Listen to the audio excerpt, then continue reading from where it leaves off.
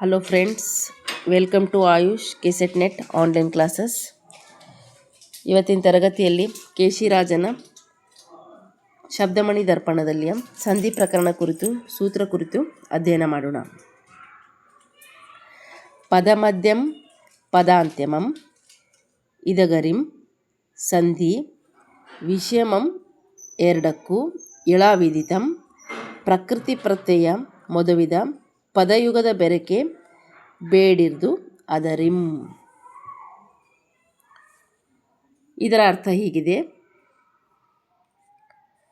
ಪಂಡಿತರ ಪ್ರಕಾರ ಪ್ರಕೃತಿ ಮತ್ತು ಪ್ರತ್ಯಯಗಳ ನಡುವೆ ನಡೆಯುವ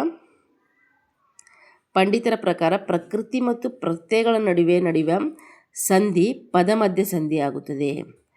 ಪೂರ್ವ ಪದದ ಕೊನೆಯ ಅಕ್ಷರ ಮತ್ತು ಪರಪದದ ಮೊದಲ ಅಕ್ಷರ ಇವುಗಳ ನಡುವೆ ನಡೆಯುವ ಸಂಧಿಯು ಪದಾಂತ್ಯ ಸಂಧಿ ಆಗುತ್ತದೆ. ಉದಾಹರಣೆಗೆ ಇಲ್ಲಿ ಮಾತಿಂ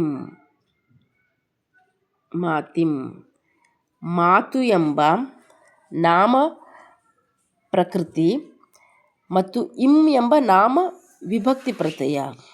ಮಾತು ಎಂಬ ನಾಮ ಪ್ರಕೃತಿ, ಇಂ ಎಂಬ ನಾಮ ವಿಭಕ್ತಿ ಪ್ರತ್ಯಯಗಳ ನಡುವೆ ಸಂಧಿಯಾಗಿದೆ. ಇದು ಮಾತಿಂ ಏನಾಗಿದೆ? ಪದ ಮಧ್ಯ ಸಂಧಿಯಾಗಿ ಕಂಡುಬರುತ್ತದೆ. ಅದೇ ರೀತಿಯಾಗಿ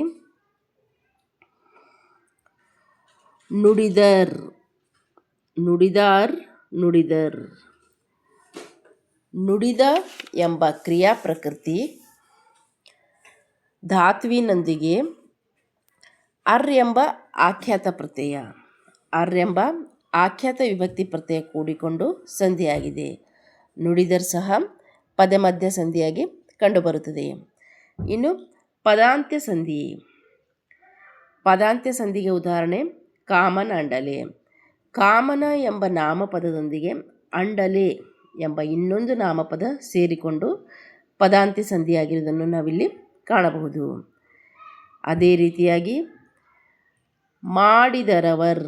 ಮಾಡಿದರ್ ಎಂಬ ಕ್ರಿಯಾಪದದೊಂದಿಗೆ ಅವರ್ ಎಂಬ ಸರ್ವನಾಮವು ಸೇರಿಕೊಂಡು ಪದಾಂತ್ಯ ಸಂಧಿಯಾಗಿರುವುದನ್ನು ಇಲ್ಲಿ ನಾವು ಕಾಣಬಹುದು.